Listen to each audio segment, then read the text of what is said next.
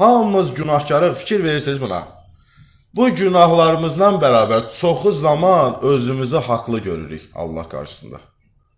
Deyirik ki, nə günah eləyirik biz? Bu günah deyil ki. Elədim də, nə olacaq? Allah nə deyir? Deyir, bəndəmdir də, elədi də. Da özünü belə bilir, elə qoy belə də qalsın. Bir nəfərə sual verirlər, bu uzun ömürlüdür şəxs. Cumrah qalıbdır. Ona sual verirlər ki, necə olur, sən bu qədər uzun ömürlü qalıbsan, özdə bu yaşında da cumrahsan. Deyir, mən heç kimlə mübahisə eləmədim. Deyir, necə yəni mübahisə eləmədim? Elə şey olar, belə yaşamaq olar, insan mübahisə eləməsin.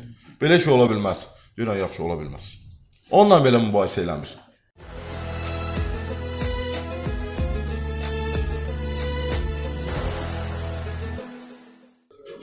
İnşallah bu günləri cümə xütbəsində insanlara dəyər vermək, insanlara hörmət etmək haqqında danışacaq.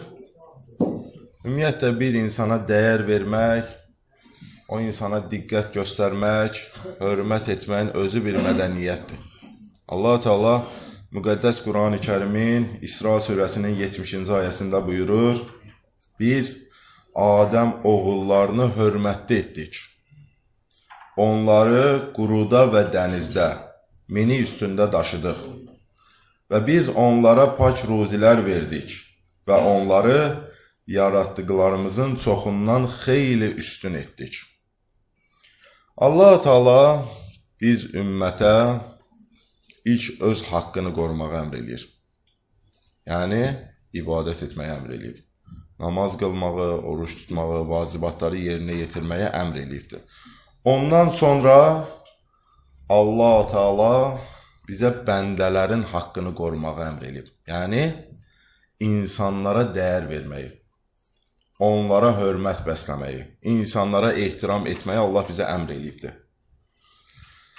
İmam Baqir ağanın sahabəsidir Xeysəmə, deyir, gedirdim İmam Məhəmməd Baqir ağa ilə vidalaşmağa.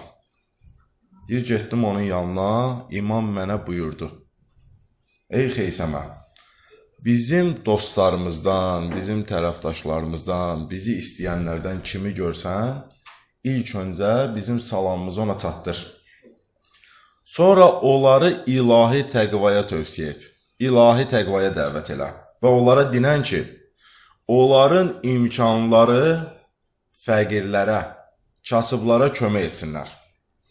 Onların güclüləri gücsüzlərə kömək eləsinlər. Gücsüzlərin yanında olsunlar. Onların diriləri vəfat edənlərin dəfn mərasimində iştirak eləsinlər. Bir-birlərinin evində bir-biri ilə görüşsünlər. Və deyir, onlar bu cür görüşləri tez-tez etsələr, bizim əmrlərimizin dirçəlməsinə və yaşamasına səbəb olur. İmam deyir. Baxın, bütün məsumlar hər kəsə mehribançılığı, insanlara dəyər verməyi, insanların haqqını qorumağı biz ümmətə əmr eləyibdir. İmam Sadiq ağa buyurur, deyir bir şəxsdir, Allah yolunda. Allaha xatir öz din qardaşının görüşünə gedir. Ki Allah buyurub ki, get öz din qardaşını axtar. Bu insanda Allaha xatir bu işi görür. Deyir, belə olan müsəlmana Allah Teala səslənir. Ey görüşə gedən, xoş sənin halına, sən behişt üçün layiqsən. Allah həmən bəndəsinə behiştli vəd verir. İmam Məhəmməd Baqir və İmam Cəfər Sadiqdən gəlib bu deyəcəyim hədis. Deyir, bir mömin qardaşdır, öz din qardaşının ziyarətinə gedir. Və bu işi də öz boynundakı haqqı əda etmək üçün Allaha xatir görür. Bu niyyətlə deyir, yerinə yetirsə, onun atdığı hər bir addıma görə Allah həmən bəndəyə bir savab yazır. Atdığı hər bir addıma görə əməl dəftərindən bir günahı silir. Atdığı hər bir addıma görə Allah onun dərəcəsini bir dərəcə yüksəldir.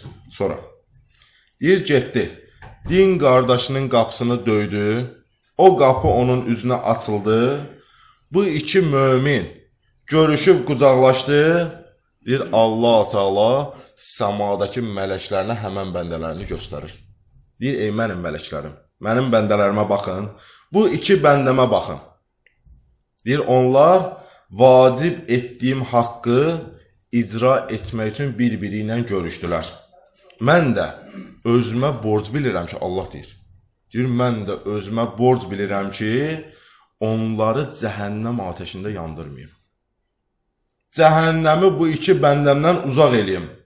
Sonra deyir, həmin mömin öz din qardaşının görüşündən qaydarkən atdığı hər bir addıma görə, aldığı hər bir nəfəsə görə mələklər onu müşahidə edəcək.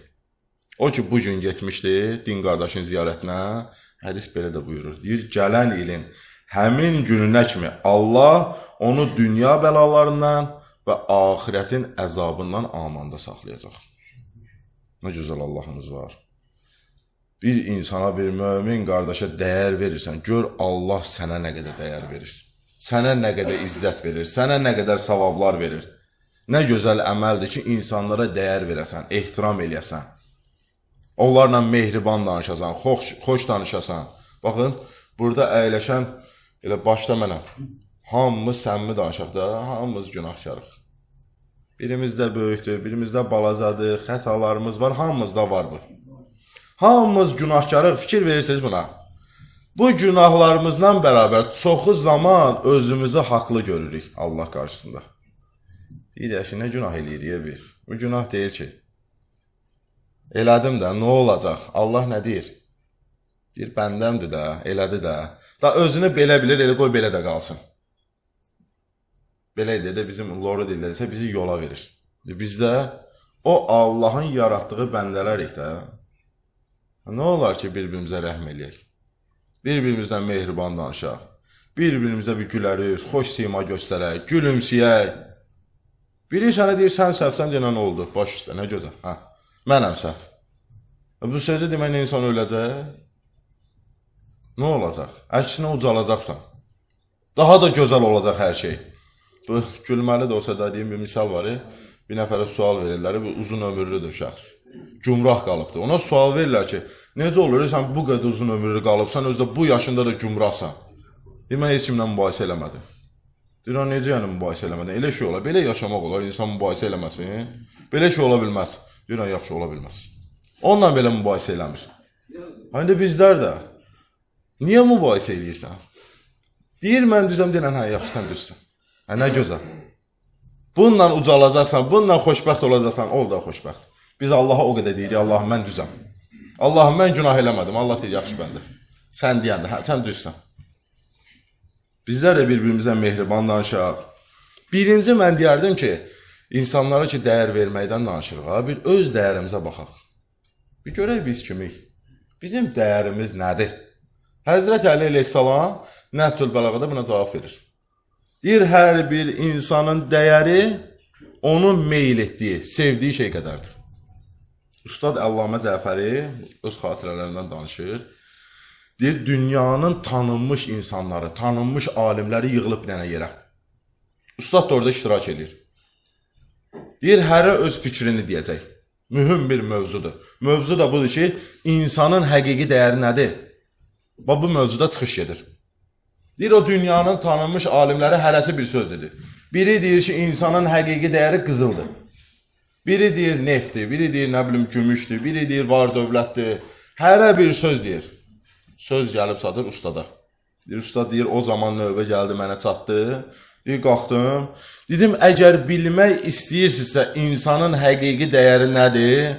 Deyir, ilk öncə onun meyl etdiyi şeyə baxın.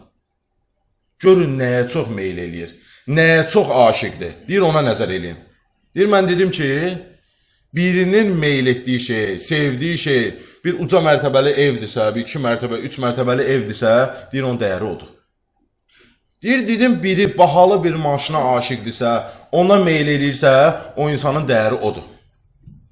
Deyir, amma yox, biri ki meyl eləyir Allaha aşiqdirsə, onun dəyəri Allahdır. Deyir, bu sözü dedim, deyir, bir sükut baş verdi. Deyir, başladılar düşünməyə, sonra qalxdılar, hamısı məni alqışladı. Deyir, gözlədim, deyir, alqışlayıb qutarandan sonra, deyir, təzdən qalxdım ayağa. Deyir, əzizlərim, çox sağ olun, amma bu söz mənim sözüm deyil. Bu söz Həzrəti Əli əleyhissalamın sözüdür, Nəhcül Bəlağada buyurub. Ki, hər bir insanın dəyəri onun aşiq olduğu, meyl etdiyi, sevdiyi şeyin qədərindədir. Deyir, orada olan hər kəs durdu, yenidən alqışladı. Baxın, Həzrət Əli Əleyhisselamın buyurduğu kimi, insan həyatında nəyi ki çox əldə etmək istəyir, nə üçün ki çox çalışır, insanın dəyəri elə odur. Pul qazanmaq üçün bugün çox çalışırsan ki, mənim pulum çox olsun, şanım, şöhrətim çox olsun, sənin dəyərin odur. Sənin öz dəyərin həqiqətdə odur. Həzrəti Peyğəmbər buyurur, inşallah bu hədisi deyim. Deyir, hər kəs ki, din qardaşları ilə ünsiyyətdə təvazökarlıq eləyər. Onları tərəf birinci özü addım atar və insanlara dəyər verər. Buyurur ki, həqiqətən belə bir insan Allah yanında siddiqlərdən və Əli İbn Əbi Talibin davamçılarından olar.